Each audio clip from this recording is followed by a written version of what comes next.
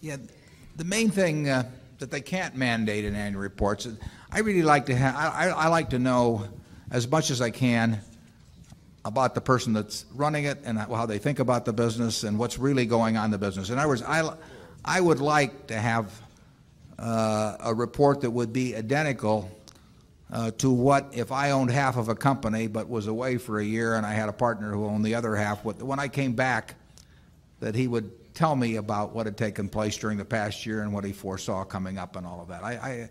That is what I think the purpose of the report is. Now, the SEC mandates a lot of information, and some of that is helpful, but there's an intent behind the report. I mean, if it's a sales document, I'm less interested. I don't see any way to mandate what I'm talking about, but that's the kind of report I'm looking for. What I'm trying to do as I read reports, I like to understand just generally what's going on in all kinds of businesses.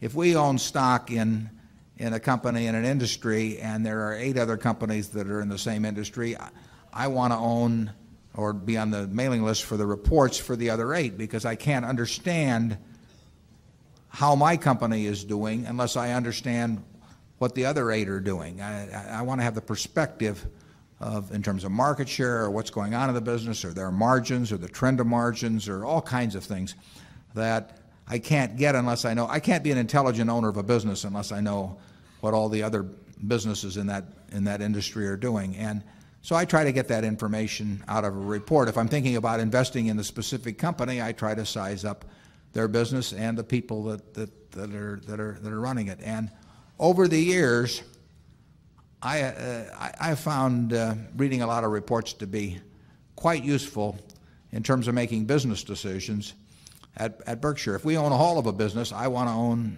shares in all of the competitors just to keep track of what's going on. And I want to be able to intelligently evaluate how our managers are doing that, and I can't do that unless I know the industry backdrop against which they're working.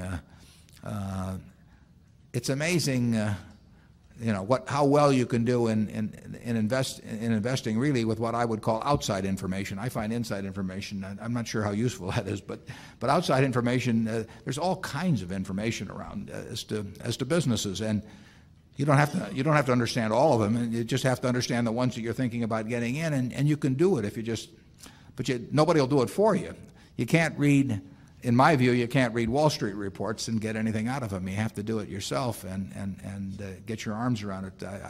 I don't think we've ever gotten an idea, in 40 years from a Wall Street report, but we've gotten a lot of ideas from annual reports. Charlie? What I find is that it takes a long time to read the annual report, even if it's a comparatively simple business.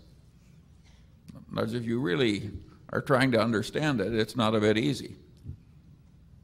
Yeah, I would say that on average in a business we're really interested in, even though we know what to skip to some extent, what to read, I mean, it's going to be 45 minutes or an hour on a report, and if there are 6 or 8 companies in the industry, that's going to be 6 or 8 hours perhaps, and then there are quarterlies and a lot of other. I mean, the way you learn about businesses is by absorbing information about them, thinking it, deciding what counts and what doesn't count, relating one thing to another, and that's the job.